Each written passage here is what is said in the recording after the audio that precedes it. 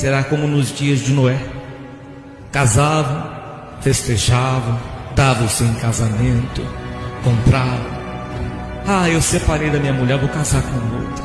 Está fazendo a outra também ser adúltera. Não deu certo, hein? Incompatibilidade de gêneros. E separa da mulher, e casa com outra, e separa do marido, e casa com outro. Assim estava também o povo nos dias de Noé.